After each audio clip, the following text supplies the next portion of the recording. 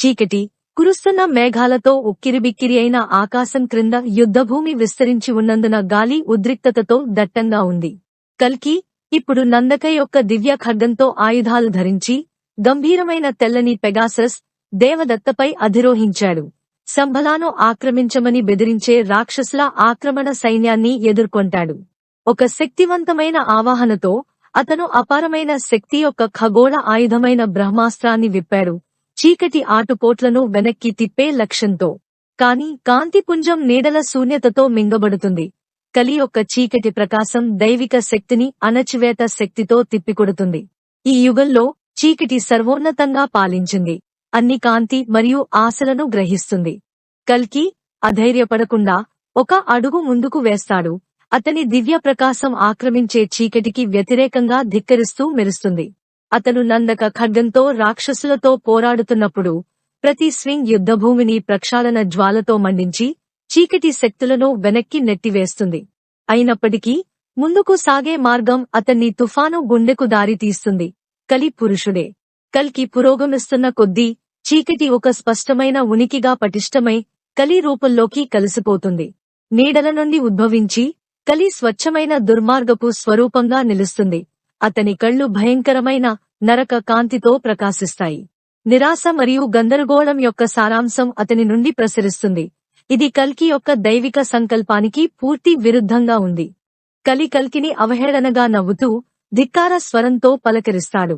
కాబట్టి నా పాలనను ముగించడానికి ఉద్దేశించినది నువ్వేనా? విష్ణువు చివరి అవతారం? మీరు పురాతన పురాణాలను నిజంగా నమ్ముతున్నారా? కల్కి దృఢమైన మరియు ప్రశాంతత, లొంగని సంకల్పంతో ప్రతిస్పందిస్తుంది. ఇవి కేవలం పురాణాలు కాదు కలి. అవి ఈ క్షణానికి సంబంధించిన ప్రవచనాలు. మీ పాలన ముగియబోతోంది మరియు సమతుల్యత పునరుద్ధరించబడుతుంది.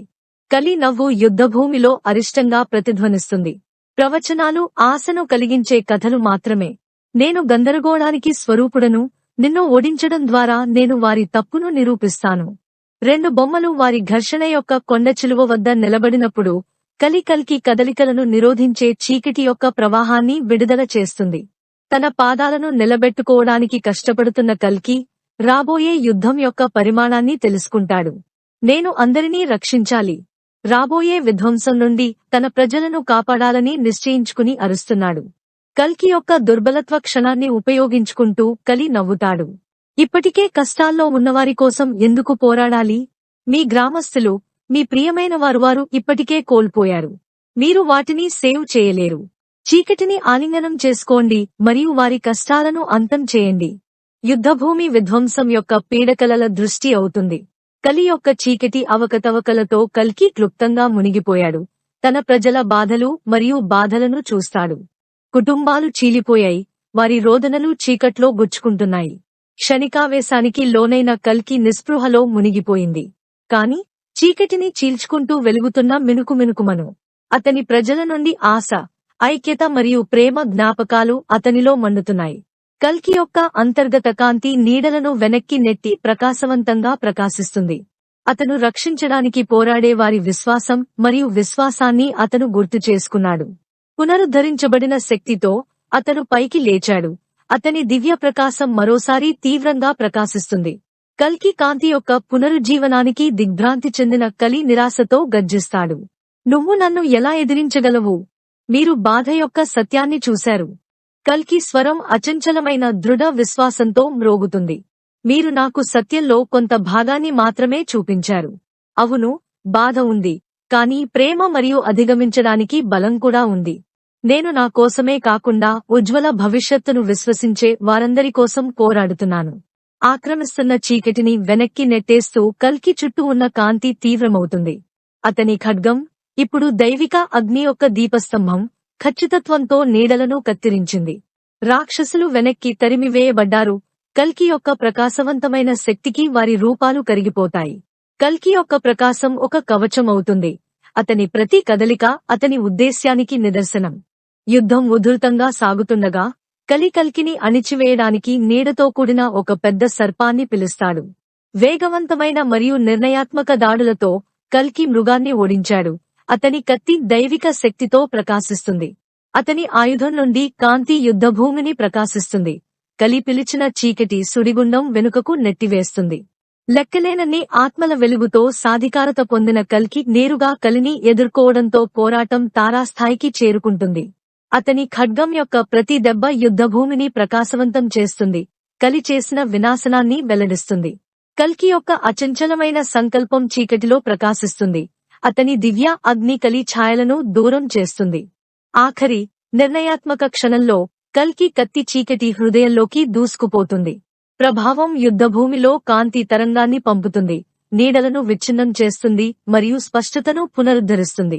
అణచివేత చీకటి వెనుకకు నడపబడుతుంది, ప్రాణాలు మరియు యుద్ధం యొక్క ఖర్చును వెల్లడిస్తుంది. కల్కి విజేతగా నిలిచాడు. అతని ఖడ్గం దివ్యకాంతితో ప్రకాశిస్తుంది. ప్రాణాలు, వారి ఆశ మళ్లీ చిగురించాయి, అతనిని విస్మయం మరియు కృతజ్ఞతతో చూస్తాయి. కల్కి హృదయం ఖర్చుల బరువుతో బరువెక్కింది, కాని కాంతి విజయం సాధించిందనే జ్ఞానంతో అతను ఉత్సాహంగా ఉన్నాడు. చీకటి తగ్గుముఖం పట్టడంతో కల్కి హోరిజోన్ వైపు చూస్తాడు. యుద్ధం ముగిసి ఉండవచ్చు, కాని ప్రయాణం కొనసాగుతుంది. దృఢ నిశ్చయంతో, తన విశ్వాసాల బలం మరియు తనను నమ్మిన వారి మద్దతుతో ఏది వచ్చినా ఎదుర్కోవడానికి సిద్ధంగా ఉన్న అతను రాబోయే సవాళ్లకు సిద్ధమవుతాడు. స్వర్గాన్ని బంగారం మరియు వెండి వర్ణాలతో చిత్రీకరిస్తూ ఖగోళ ఆకాశం అతీతమైన కాంతితో మెరిసిపోయింది. గాలి నిర్మలమైన నిశ్చలతను కలిగి ఉంది, ఒక పురాణ యుద్ధాన్ని మాత్రమే అనుసరించే ప్రశాంతత. ఈ దివ్య ప్రశాంతత యొక్క గుండెలో విష్ణువు యొక్క చివరి అవతారమైన కల్కి ఉన్నాడు. అతను శాంతి యొక్క దీపం, అతని దివ్య ప్రకాశం విశ్వ విస్తీర్ణంలో ప్రసరిస్తుంది. కల్కి విశాలమైన విస్తీర్ణం అంతటా చూస్తున్నప్పుడు శక్తివంతమైన మరియు సున్నితమైన స్వరం స్వర్గంలో ప్రతిధ్వనించింది. ఇది విష్ణువు యొక్క స్వరం, యుగాల అధికారంతో ప్రతిధ్వనిస్తుంది. కల్కి, అవతార రక్షకుడిగా నీ పాత్ర నెరవేరింది. ప్రపంచం చీకటి నీడ నుండి విముక్తి పొందింది. ఇప్పుడు మీ విశ్వ కర్తవ్యానికి తిరిగి వెళ్లి జనన మరణాల యొక్క శాశ్వతమైన చక్రాన్ని కొనసాగించండి. దైవ ఆజ్ఞతో వినయపూర్వకంగా కల్కి తన చూపులను తగ్గించి తన పరమార్థానికి సిద్ధమయ్యాడు. అతను ధ్యాన భంగిమలో స్థిరపడ్డాడు, కళ్ళు మూసుకుని లోతైన శ్వాస తీసుకున్నాడు. అతని చక్రాలు విశ్వశక్తి యొక్క శక్తివంతమైన రంగులతో ప్రకాశిస్తూ స్వచ్ఛమైన, దివ్యమైన కాంతిని ప్రసరింపజేయడం ప్రారంభించాయి. నెమ్మదిగా అతని స్పృహ విస్తరించింది, విష్ణువు యొక్క సారాంశంతో సజావుగా విలీనమైంది. అతని భూసంబంధమైన మిషన్ పూర్తయినట్లు సూచిస్తుంది. మానవుల పరిధికి దూరంగా, విశ్వం యొక్క విశాలతలో సృష్టికర్త అయిన బ్రహ్మ యొక్క కాలాతీత డొమైన్ ఉంది. ఇక్కడ జ్ఞానం మరియు సృష్టి అనేది ఒక నృత్యంలో చాలా పురాతనమైనదిగా ముడిపడి ఉంది.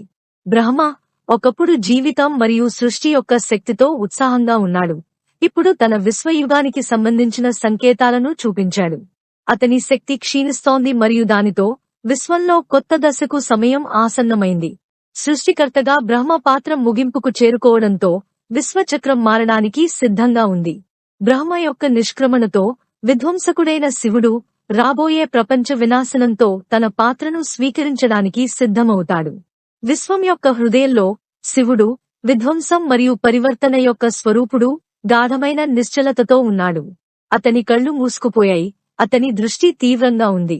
అతను తన విశ్వ కర్తవ్యాన్ని స్వీకరించడానికి సిద్ధమైనప్పుడు అతను తాండవ యొక్క పురాతన నృత్యాన్ని ప్రారంభించాడిది విధ్వంసం మరియు పునరుద్ధరణ రెండింటి గురించి మాట్లాడే శక్తివంతమైన లయ.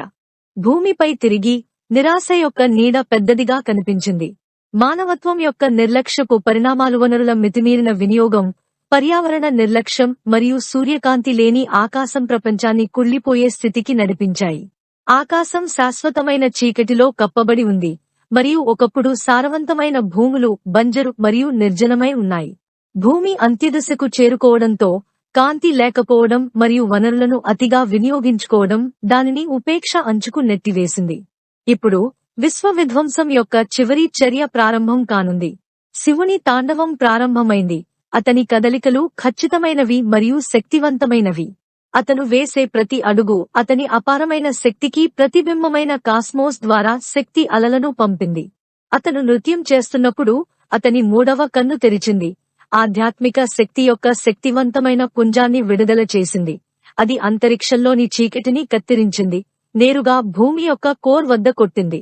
ఈ పుంజం దైవిక శక్తితో నింపబడి విపత్తు ప్రతిచర్యను ప్రేరేపించింది. శివుడు తన నృత్యాన్ని కొనసాగించినప్పుడు విధ్వంసక శక్తులు భూమి మధ్యలో వ్యాపించాయి. ఆధ్యాత్మిక శక్తి పుంజం వినాశకరమైన తీవ్రతతో పల్సైంది. ఇది గ్రహం అంతటా భారీ తిరుగుబాట్లకు కారణమైంది. పగిలిన గాజులాగా ఆకాశం పగిలిపోయింది. నేల తీవ్రంగా కంపించింది. శివుడి నృత్యం మరింత ఉధృతంగా పెరగడంతో మహాసముద్రాలు ఉడకబెట్టడం ప్రారంభించాయి. శివుని తాండవ విధ్వంసాన్ని వేగవంతం చేస్తుంది. ప్రతి కదలిక వినాశనాన్ని పెంచుతుంది. భూమి దైవిక శక్తులచే వినియోగించబడి పూర్తిగా వినాశనాన్ని ఎదుర్కొంటుంది. ఒకప్పుడు సూర్యుని క్రింద వర్ధిల్లిన ప్రకృతి దృశ్యాలు ఇప్పుడు శూన్యంగా కృంగిపోయాయి. పర్వతాలు, నగరాలు, అడవులు మరియు సముద్రాలన్నీ శివుని విశ్వనృత్యం యొక్క ఆపలేని శక్తితో మింగబడ్డాయి. శివుని మూడవ కన్ను నుండి వచ్చిన ఆధ్యాత్మిక పుంజం భూమి యొక్క కోర్తో లోతుగా అనుసంధానించబడినందున ఒక ఆఖరి అలౌకిక విస్ఫోటనం విప్పి గ్రహాన్ని గుడ్డి కాంతిలో ముంచెత్తింది. భూమి ఒకప్పుడు జీవం యొక్క శక్తివంతమైన ఊయల ఇప్పుడు స్వచ్ఛమైన శక్తి యొక్క శూన్యతలో కరిగిపోయింది. ఉనికిలో ఉన్న ప్రతిదీ జీవం యొక్క ప్రతిరూపం, పదార్థం యొక్క ప్రతి కణం మరియు ప్రతి శక్తి విశ్వం యొక్క విస్తారతలో కరిగిపోయింది. నిర్మలమైన, విశాలమైన శూన్యత ఒకప్పుడు సజీవ ప్రపంచంగా ఉండేది. శివుని తాండవం నేపథ్యంలో భూమి ఉనికి నుండి తొలగించబడింది. విశ్వం కొత్త అధ్యాయానికి సిద్ధమవుతున్నందున సృష్టి, సంరక్షణ మరియు విధ్వంసం యొక్క చక్రం కొనసాగుతుంది. విశ్వంలో నిశ్శబ్దం పడిపోయింది మరియు విధ్వంసం యొక్క ప్రతిధ్వనులు నెమ్మదిగా క్షీణించాయి. శూన్యత లోతైనది అయినప్పటికీ అది పునరుద్ధరణ యొక్క వాగ్దానాన్ని కలిగి ఉంది. విశ్వశూన్యం యొక్క నిశ్శబ్దం నుండి ఒక కొత్త శక్తి కదిలించడం ప్రారంభించింది. శివుడు తన తాండవాన్ని పూర్తి చేయడంతో భూమి యొక్క విధ్వంసం యొక్క అవశేషాలు విశ్వవ్యాప్త సారాంశంతో కలిసిపోయాయి, విశ్వాన్ని శుభ్రపరుస్తాయి మరియు కొత్త ప్రారంభానికి దారితీశాయి. అస్తిత్వ చక్రం శాశ్వతమైనది. పాత ప్రపంచం మసకబారినప్పుడు కొత్త సృష్టికి బీజాలు నాటబడతాయి. విశ్వనృత్యం కొనసాగుతుంది మరియు విశ్వం తనను తాను పునరుద్ధరించుకుంటుంది. కొత్త సృష్టి ఆవిర్భావానికి సిద్ధంగా ఉంది.